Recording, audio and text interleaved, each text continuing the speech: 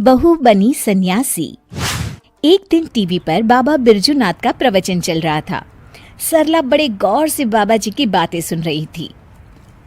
भाइयों और बहनों, हम क्या लेके आए थे और क्या लेकर जाएंगे। दुनिया तो मोह माया का जाल है। हमारे रिश्ते नाते सब झूठे हैं।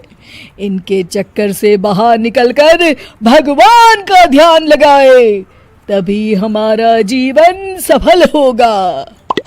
चलिए, आज के लिए इतना ही, कल हम फिर आएंगे। प्रणाम बाबा जी। सरला बाबा बिरजूनाथ की परम भक्त थी। वो हमेशा उनका प्रवचन सुनती थी। एक दिन, सरला, जल्दी से मेरा नाश्ता लगा दो, मुझे देर हो रही है भाई।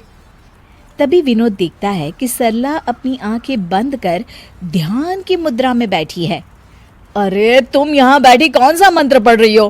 मेरा नाश्ता कहाँ है?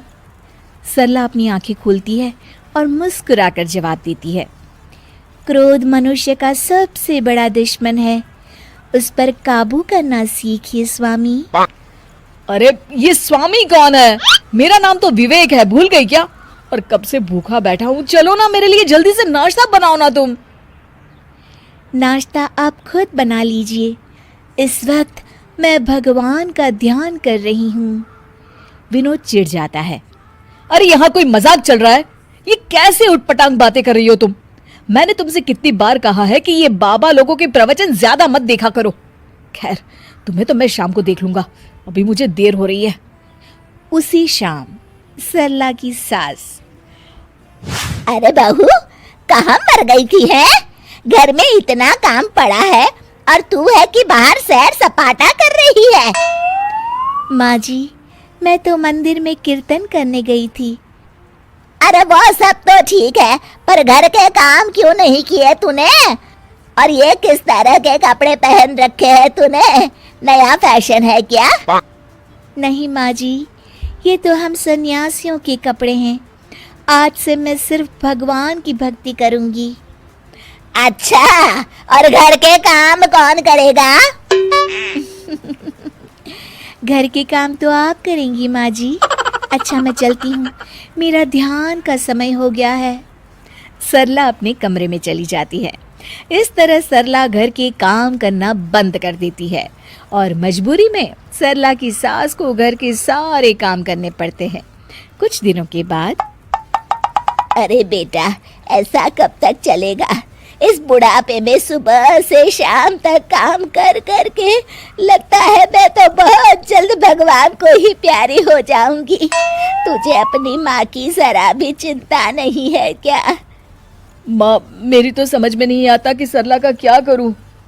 एक बात बोलूं बेटा, जब से बहू सन्यासी बनी है तब से कुछ ज्यादा ही पेटू हो गई है। सारा दिन खाने का ऑर्डर देती रहती है। तभी दरवाजे पर सरला की सहेली कोमल आती है। नमस्ते माँ जी, सरला घर पर है क्या? हाँ है, अपने कमरे में। थोड़ी देर के बाद सरला अपने कमरे से आवाज देती है, माँ जी, 2 कप चाय ले आइएगा और साथ में कुछ नाश्ता भी। अरे जरा दम तो लेने दे महारानी। कुछ कहा क्या माँ जी? अरे कुछ नहीं बहू, आती हूँ चाय नाश्ता लेकर अभी।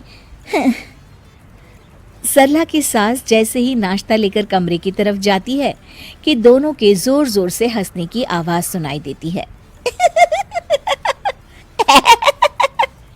सरला की सास वहीं रुककर दोनों की बातें सुनने लगती है। मान गए तुझे सरला, आखिर तू शर्त जीत गई। इतने दिनों से तूने अपनी सास को क्या बेवकूफ बना के रखा है और इस घर में मजे कर रही है। अरे वो बुढ़िया आधी बेवकूफ तो पहले से थी, मैंने अब उसे पूरी बेवकूफ बना दिया। अच्छा, तो ये बात है। ठहर जा बहू, अब तू देख ये बेवकूफ बुढ़िया क्या करती है। सरला की सास अपने बेटे विवेक को सारी बात बता देती है।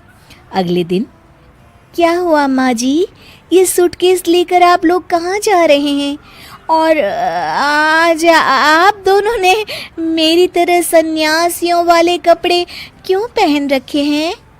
बहू, आज से हम दोनों भी तेरी तरह सन्यासी बन गए हैं। इसीलिए मैंने फैसला किया है कि हम ये घर बेचकर हिमालय चले जाएंगे भगवान की तपस्या करने। हैं? लेकिन माँ जी, आप ये घर कैसे बेच सकती हैं? मेरा मतलब आपके हिमालय जाने के बाद मैं कहाँ रहूंगी? अरे तू भी तो सन्यासी है, और एक सन्यासी को घर की क्या जरूरत। चल तू भी अपना सामान बांध ले, चल जल्दी कर बेटा। बाबा बिरजूनाथ बिल्कुल सही कहते हैं। ये घर बार रुपए पैसे सब मोह माया है, इसलिए तो मैंने आज से अपनी नौकरी भी छोड़ दी है।